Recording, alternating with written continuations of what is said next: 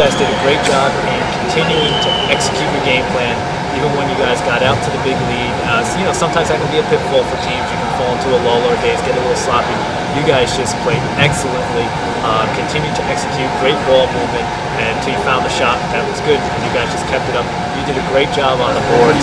Just tell us a little bit of what your game plan was tonight, and just where you guys are mentally at now, and are you getting yourselves ready for the stretch run this season?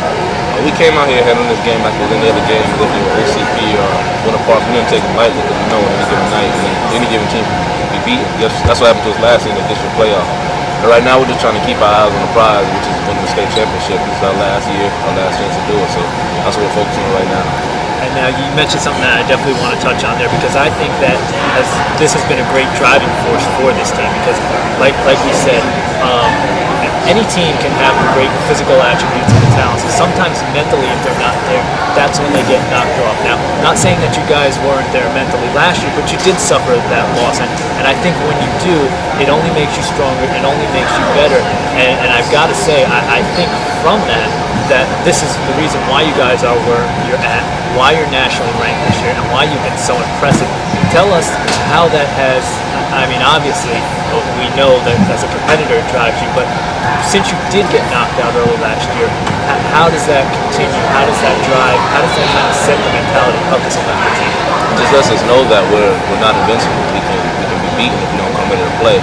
And this being our last year, we don't want our careers to end like that. We want to miss our chance to leave our legacy, and we don't want people to remember us as being one of the most talented teams around the area and get knocked out in the playoffs.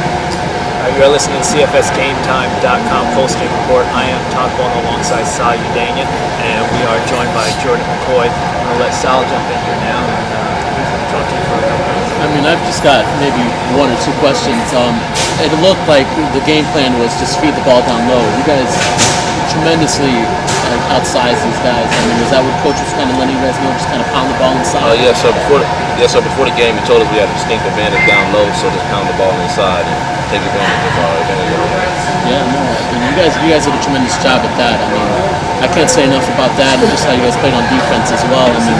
The rebounding and all that, is that one of the things coach kind of gets on you guys about in practice, or not really? Because you guys are tremendous on offensive rebounding, defensive rebounding, blocking shots, and even steals. You guys are pretty good on there. Is that something that he likes to emphasize a lot more on practice as well, defense? Or?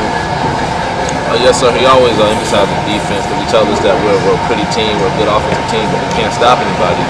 We don't get anywhere because everybody knows defense wins championship. Yeah, that's absolutely right. Hey, and you guys did a great job. Held them to 32 points, man. I can't say anything else. That's about it. Todd, you want to take this one away? One question before you get out of here real quick, because Sal was talking about the play down low. We noticed, and maybe you can tell us a little more, watching the broadcast, just as broadcasters here, it looked like there was a little bit different flow of the game in the first half and the second half, where it seemed to be a little bit more physical underneath without as many whistles, and then towards the second half there were a lot more, still physical, but a lot more whistles. Obviously it didn't throw you guys too much, but did you guys notice that out there, or was that not that? Yeah, we noticed it, but we just played through it. We kind of digressed on what the game to get out of hand, and so we're going to start throwing the whistle and feel us getting rich and physical down there. They don't really like anything like that. Oh, very good. We really appreciate you taking the time to talk to us, Jordan.